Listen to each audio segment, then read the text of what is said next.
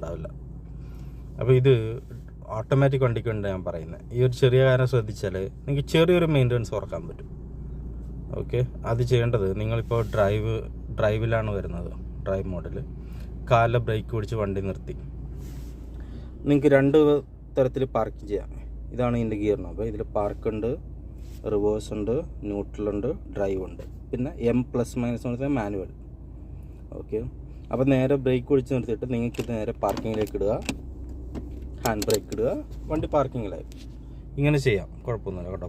പാർക്കിങ്ങിലാണ്, hand ബ്രേക്കും കാണിക്കുന്നുണ്ട്. ഇങ്ങനെ ചെയ്യുമ്പോൾ ആദ്യം നമ്മൾ പാർക്കിങ്ങിലല്ലേ ഇട്ടത്. ഇപ്പോൾ വണ്ടി ഒരു ചരിവിലാണെങ്കിൽ ആ ചരിവിൽ വണ്ടി താഴേക്ക് പോകാതിരിക്കാൻ വേണ്ടി താഴേക്ക് പോകാനുള്ളൊരു ശക്തി ഉണ്ടാവുമല്ലോ, അതിനെ തടഞ്ഞു നിർത്തുന്നത് നമ്മുടെ പാർക്കിംഗ് മെക്കാനിസമാണ്. അപ്പോൾ ഫുൾ ടൈം ഈ പാർക്കിംഗ് മെക്കാനിസം ഇതിൽ എൻഗേജ് ആയിരിക്കും നിങ്ങളിപ്പോൾ നാളെ രാവിലെ വണ്ടി എടുക്കുന്നതെങ്കിൽ. അപ്പോൾ ആ പാർക്കിംഗ് മെക്കാനിസത്തിലൊരു ഫോഴ്സ് വരും. ഈ ഒരു പാർക്കിംഗ് മോഡിൽ ഇപ്പോൾ നിങ്ങളുടെ പാർക്കിംഗ് മെക്കാനിസം ഫെയിലായാൽ കുഴപ്പമില്ല, ഹാൻഡ് ബ്രേക്ക് ഉണ്ടാവും, അപ്പോൾ വണ്ടി എന്തായാലും മൂവ് ആവില്ല.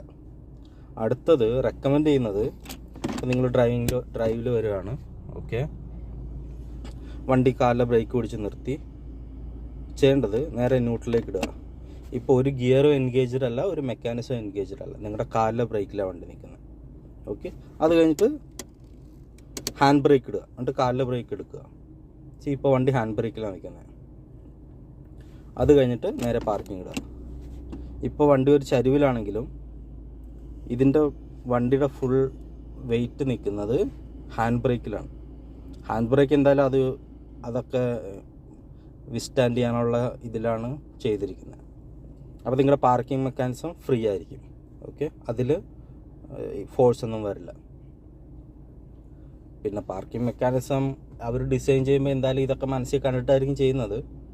പക്ഷേ ഇങ്ങനെ ചെയ്യുന്നതുകൊണ്ട് നമുക്ക് നഷ്ടമൊന്നുമില്ലല്ലോ. ഓക്കെ, ശരി.